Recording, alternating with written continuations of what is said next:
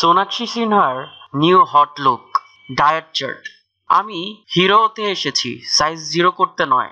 একবার এক সাক্ষাৎকারে নিজের অতিরিক্ত ওজন সম্পর্কে বলতে গিয়ে এমনটাই উত্তর দিয়েছিলেন সোনাক্ষী সিনহা।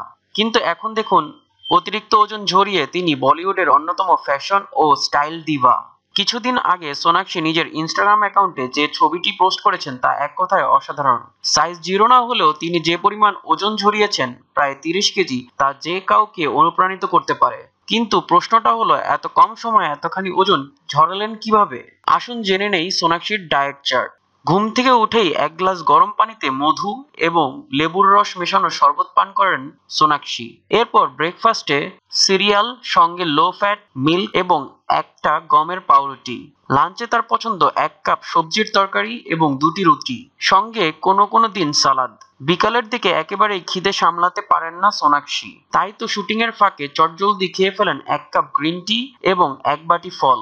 আর রাতের মেনুতে থাকে হাফ কাপ ডাল, মিক্সড ভেজিটেবল কারি, 1 পিস চিকেন ব্রেস্ট এবং গ্রিল ফিশ।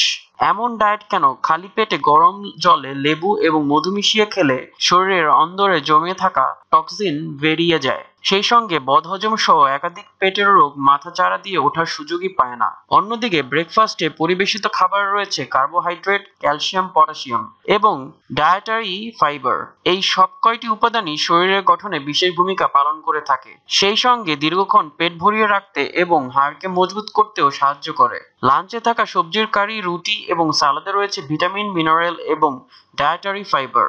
আর বিকালে খাওয়া 1 বাটি ফল শরীরে ফাইটোনিউট্রিয়েন্টস এবং ফাইবারের ঘাটতি দূর করে। প্রোটিন ছাড়া শরীরকে সচল রাখা সম্ভব নয়, তাই রাতের খাবারে থাকে হয় মুরগির মাংস, নয়তো মাছ।